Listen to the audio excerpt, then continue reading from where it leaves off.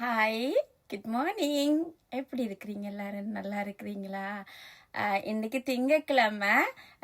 சிவனின் அருள் உங்கள் எல்லாருக்கும் கிடைக்கணுமென்று நானும் ப்ரே பண்ணுறேன்.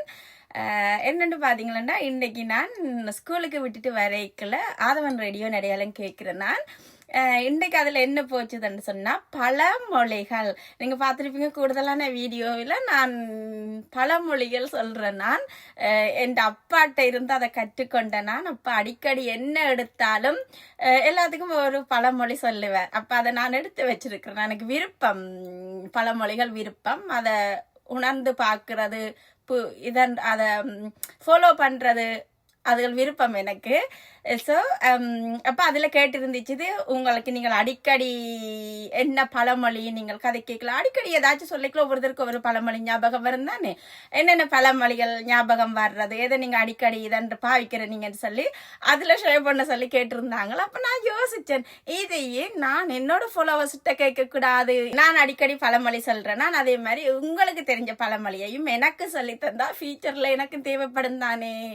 ஓகே, உங்களுக்கு தெரிஞ்ச பழமொழிகள், நீங்கள் அடிக்கடி பாவிக்கிற பழமொழிகள் எனக்கு கமெண்டில் போடுங்க. எனக்கு தெரிஞ்சுக்கொள்ள ஆசையாக இருக்குது. அதே மாதிரி எனக்கு இப்போ 2-3 பழமொழி ஞாபகம் வருது.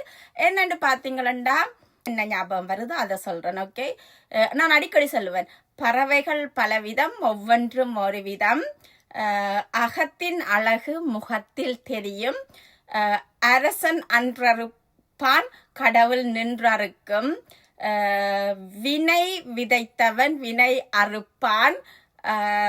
வேற என்ன அப்பா அடிக்கடி சொல்ல, நான் அடிக்கடி பழமொழிகள் சொல்றேன். நான் டக்குன்னு ஞாபகம் வருது இல்ல.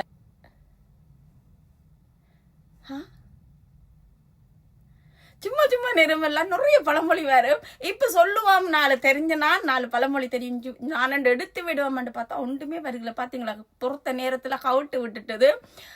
பரவாயில்ல, உங்களுக்கு தெரிஞ்ச பழமொழிகளை நீங்கள் என்னோட பகிர்ந்து கொள்ளுங்க.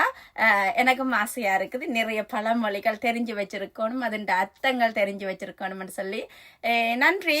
இன்றைய நாள் நல்ல நாளாக உங்களுக்கும் அமைய வாழ்த்துகின்றேன்.